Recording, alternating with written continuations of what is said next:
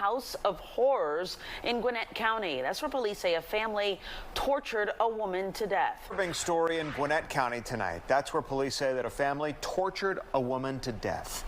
Police are working to identify a body found in the trunk of a car overnight. Police made the discovery outside of Asana near Gwinnett Place Mall. And detectives believe that the victim was brought over from South Korea sometime in the summer under the guise or under what she thought to believe be joining a religious organization.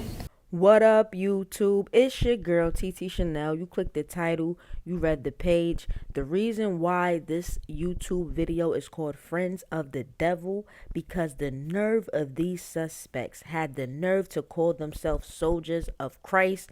And once we get into the rice and beans in this story, you're going to be calling them the Friends of the Devil too. All right, now I'm on the road to 3,000 subscribers. Now I know this story is a little upsetting, so this might turn your mood upside down, but listen, I pray that you end up having a good day regardless of the fact, because listen, not all evil was in the world. All right, I'm a Libra, I believe in balance, and there's just some bad apples, and when you deal with a bad apple, you got to spread the word. So please share this video.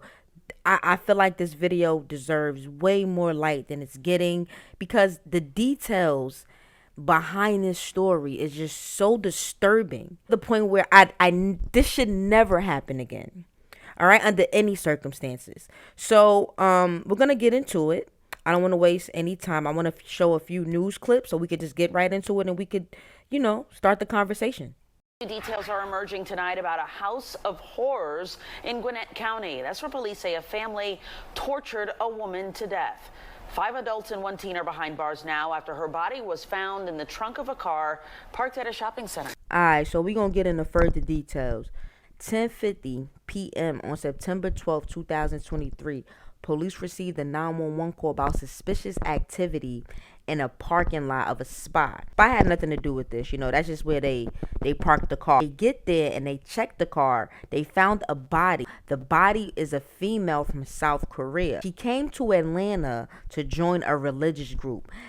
I ain't gonna hold you. I heard about shit like this. Like, I don't know if you ever seen a show called The Following, but it's about like a cult, and like they were like literally just like whatever like the main guy said they would do, no matter what it was. If it was commit murder, commit a crime, didn't matter, they were gonna do it. Like, that's how crazy these cults are.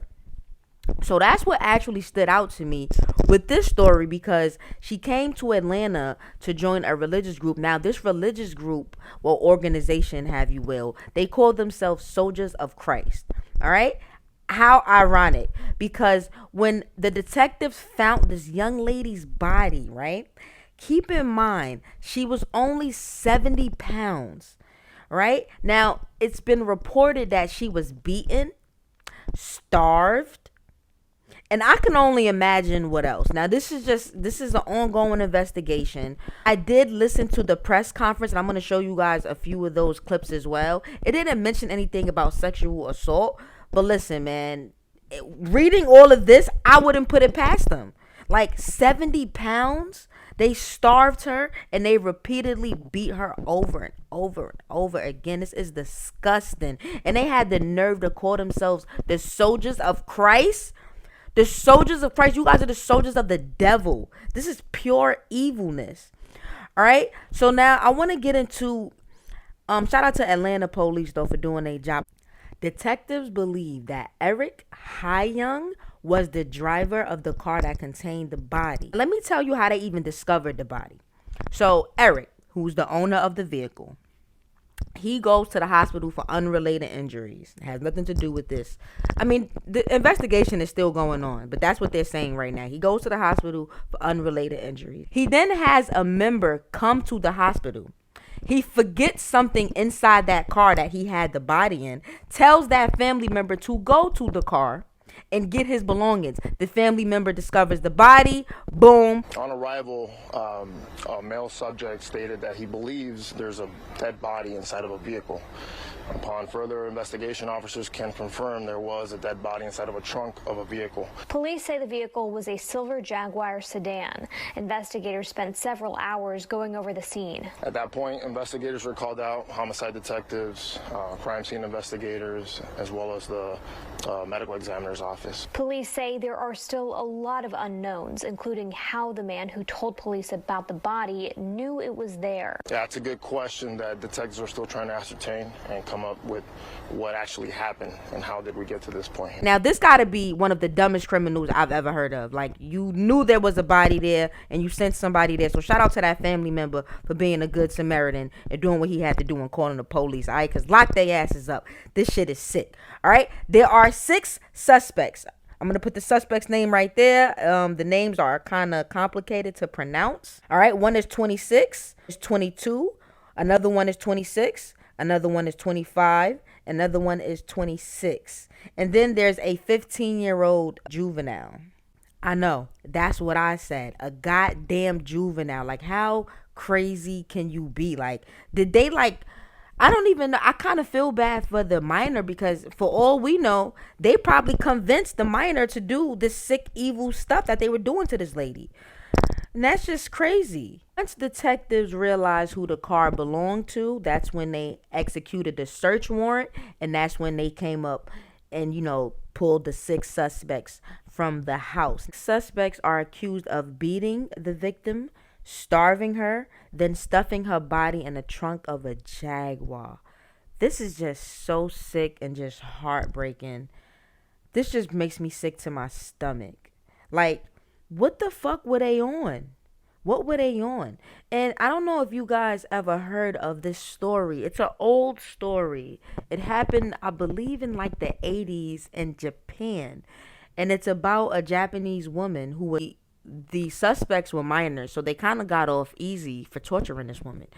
And to know that there's a minor in this situation, I'm just concerned because it's like, oh boy, are you guys gonna go easy on this? Now, the location being Georgia, this happened in Georgia. They are charging them with a few things. All right, so they're being charged with multiple gang related charges, of course, because this is pretty much some criminal street gang shit. If you ask me, this is very well organized. You guys are calling yourself the Soldiers of Christ, more like the Gang of Christ, you know. So they're definitely being charged with that, engaging in criminal gang activity, and of course beating, starving, and stuffing this young lady body in the trunk. Police are saying that 3 of the suspects are brothers, which I found that to be crazy. Like, the apple don't fall too far from the tree, I guess. And the female is a girlfriend to one of the brothers. So it's like some weird, sick, twisted shit going on here. Another thing that stood out to me, the victim's injuries are consistent with a religious ritual. And what's crazy with that is, like, so you guys are praising God and doing the work of the devil? That, like, the two just don't coincide with each other. Like, what's going on here? I just feel so sad. Like this young lady came down to join a religious group from Korea, South Korea. She probably came down with just hopes and dreams to just make it in America, and her world just turned upside down. I hope the suspects go straight to hell. I can't wait for the trial to start. They already was in court. Shout out to Georgia because they denied bond, so they're not getting out. And I'm gonna keep you guys updated on this story. All right, so you guys hit that subscribe. Because on the evening of September 12, a body was discovered in the trunk of a vehicle at Jeju Sana. Immediately, detectives began investigating that particular incident. It has come to our attention that 5 individuals, 5 adults, and 1 juvenile have been charged in connection with the death of that female in that trunk. Detectives charged all individuals with felony murder, false imprisonment, tampering with evidence, and concealing the death of another. Detectives believe that Eric was the driver of the vehicle. Eric apparently parked the vehicle at the location earlier that day. He subsequently called a family member to come pick him up. That family member picked him up and took him to an Atlanta area hospital where he was treated for injuries unrelated. Eric then called or told that family member to retrieve an item from the vehicle, and that's when the family member went back and discovered the body in the trunk. He subsequently called 911 and detectives began investigating. The investigation led to a series of search warrants being executed, one in particular at Lawrenceville location, a residence. That search warrant yielded substantial evidence to charge the individuals for the crime. During the course of the investigation, it is believed that the basement was the location where the crime took place. Detectives believe that the victim was brought over from South Korea sometime in the summer under the guise or under what she thought to believe joining a religious organization. They called themselves Soldiers of Christ. Apparently, the victim was subjected to beatings, malnourishment, which subsequently resulted in what the medical examiner's office believes the cause of her death. The victim was about 70 pounds when she was discovered by detectives. The family is still in South Korea and death notification has not been made. Detectives want to thank the sheriff's office along with the district attorney's office who assisted in the investigation.